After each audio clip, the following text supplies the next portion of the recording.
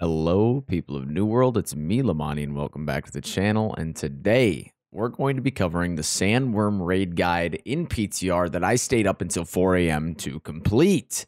So let's dive into this, the mechanics for each phase, how many phases you have. And it's definitely the most interesting thing so far New World has to offer. You'll see me here. I do an interesting setup where I turn into an Oblivion bot. I'm pretty much a DPS at this point, and I am just there for one phase to heal a little bit. But let's dive into this. So there's going to be a couple different phases, and they're going to get slightly augmented through the progression of the fight. You'll be looking at phase 1 right here. Then there's going to be phase 2, 3, and then I'm going to call them 1.2, 2.2, and 3.2, and so on until we get to the new stuff. So in the very first phase, you're going to see 4 pillars around the room, we'll call them. They have runes below them. You need a player to stand on every single one. Will then allow them to select either red or blue on their respective pillars. Once everybody is standing there, there will be a color sequence. You'll see that there's little panels below each one. Each one will light up with a color. You need to input the correct color so that you can break the shields of any of the ads that pop up and eventually the boss shield and when we're hitting the rocks. So you need to dedicate one person from each group to be your dedicated pillar boy. And then, or woman, and then you need to have somebody down below call out the colors in order every time. This is going to be crucial because it will need to happen throughout the entirety of the fight, and you need to make sure that you have a substitute in case they go down for good. The important thing to note is once you have your pillar people stand on there, do not stand off until everybody inputs the sequence and gets the actual buff. Because if anyone steps off at any point in time and you hit a wrong color or you hit a color without actually have somebody standing on, you will insta-die. If you step off and then step back on, the entire color sequence will change. So be aware of that. The only other mechanic you have to know is acid in the sky. He'll shoot a bunch of acid orbs and you need to shoot them with something that is ranged so that they don't land on the ground. If they hit the ground, you will be stunned in place for a second, take a giant chunk of damage and be acid burned and could potentially get that debuff and just get wrecked.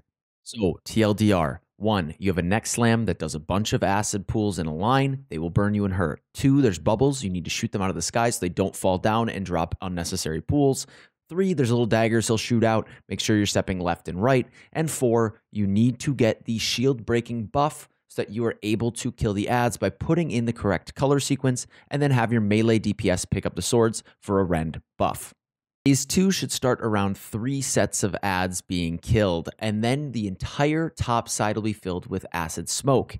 Here, you're going to have 2 scorpions spawn. Position a tank at each of their spawn locations. You can see they come out of these little holes, and then you're going to focus down one at a time. Our group just focused down the right one, blew it up, and then transitioned to the left one. Now, be mindful. You'll see there's a giant worm pretending to be Jaws who's popping out of the ground. Not only will it one-shot you, there's now an acid pool that forms underneath them, which will tick for a ton.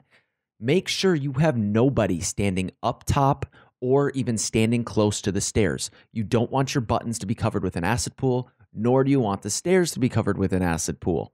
So our group, we killed both scorpions. Then once that scorpion dies, there'll be one more jump. You then send everybody up top.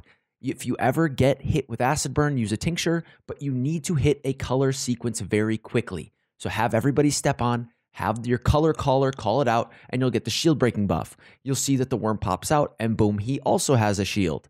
You need to break this shield and do a lot of damage so that you can actually continue on to the next phase. Position a tank at each staircase so that they can gather any of the scorpion ads that come up and easily burn everything down once that shield is broken.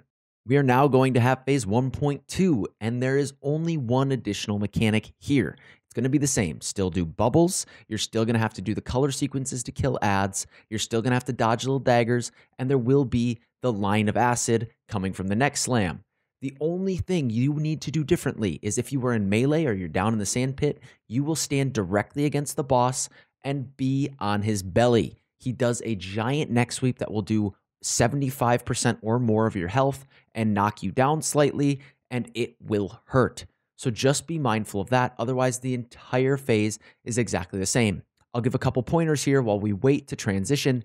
One, you'll see that a lot of us are using Oblivion. All of our melee down low are coordinating Oblivion stacking by grouping up together and moving together.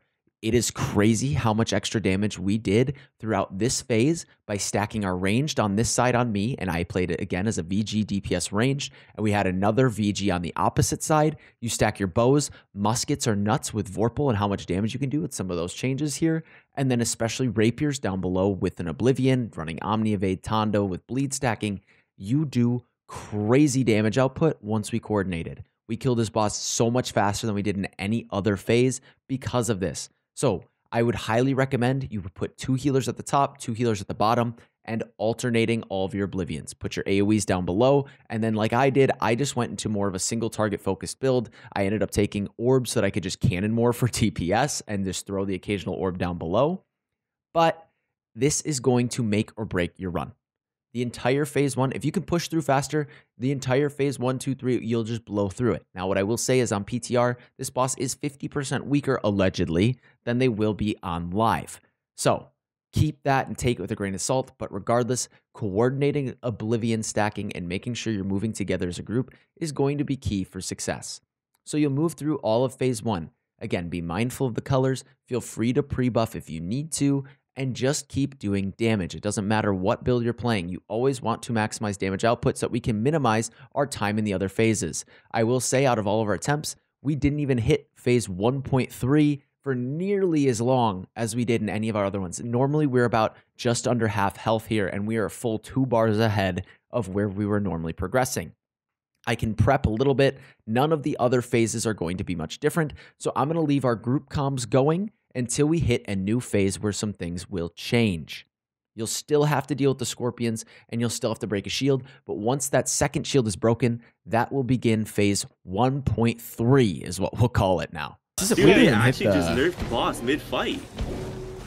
We haven't even hit the last phase. Dude. Scorpions. No, we're hitting the same phase. Speed run, boys? Speed run? Don't jinx it, guys. Goddamn. Yeah, this is the rocks come out. This is the rock phase. Get ready, the iframe. Here comes the first bite. There's 2 lines when he gets up. I think the second line like doesn't fully kill. It's a knockback. Yeah. I think I just shit my britches. Just don't do any iframes, guys. You'll be fine. Again, don't stand next to stairs.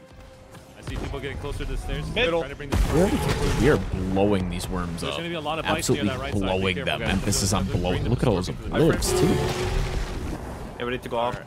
Don't go up. Don't go up. Do not go up. We have to wait for the last bite. One more. Wait for it. There's one more bite, and then we go. He's left side, right go. There it is. Let's go. Hey, I'm on. Perfect. I believe after this is clear. I'm on. At the stairs, Blue, red, stairs. blue, red, blue. Guys, look at your acid resistance now. This is the part where you can get acid in one tap by that long distance nails. If you are below 50%, just take that. Now here's where we're going to have a new phase. You'll see in phase 1.3, there will be about 6 rocks that will fly out in the room. On top, down below, it's random every time. But you need the shield breaking buff in order to mine them. If you attempt to mine them without it, you will end up causing the others to detonate and one-shot the group.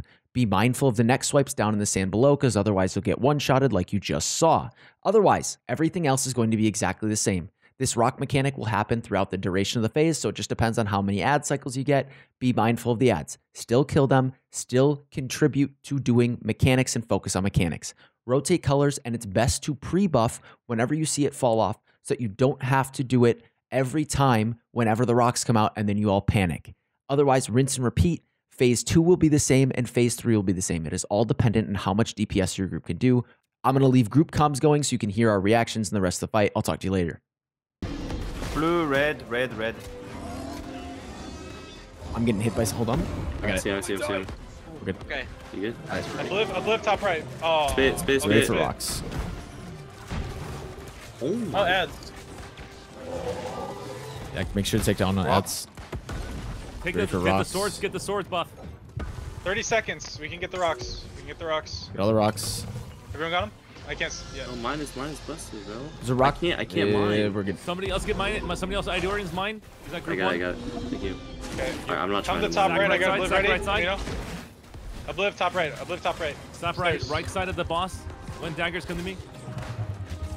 Stack Go middle. Go middle. Boss falling in 5. For Oblivion stacks for more damage. Re-up on buff, no? Pump this motherfucker, burn. boys! Pump the boss, pump the boss. Let's go. Pump, big dick damage! Oblivion 3 on top right. Get ready. Wait, focus fit and then I'll do it. Kill a motherfucker! Kill this slug! Kill this slug! Yes! Dude, holy shit. Go! Let's fucking go, guys. Clean! Wow. Yay, About an hour and a half ago. Wait, no none I of got a us. photo Hold shot. on. None of us died. None of us died. No one died? Single death. No one died. Actually, we did. We Yo, died. they made it easier for sure. But I'm not Oh gonna say my it. god. First try. try. Oh, that's kind of cool. First One try? umbral shard, nice. First try, baby. Oh my god, I'm actually the best Void Gauntlet rapier in the game. So as you can see, not the most mechanically intense thing ever, but the best thing New World has put out yet, and I really, really enjoyed it. The loot is nuts. I'm going to cover that in a separate video, but it's rinse and repeat with some augmented cycles. This boss is 50% weaker than it's supposed to be on live. A couple tips: make sure you have acid tinctures, because your old methods like Purifying Toast and all your other debuff removals will no longer remove acid burn. So you will need to use them cautiously, because there are plenty of times people will get acid burned and get absolutely destroyed. Other than that, I hope you really enjoyed this fight. I hope you're loving it and getting used to it. The mechanics are interesting. I'm going to cover the 10-man in a different video, but this was probably my most enjoyable New World PvE experience I've had yet. You have to coordinate as a group. It's going to be tough to do it as a pug. You'll have to jump in Discord comms, which makes it a good fight.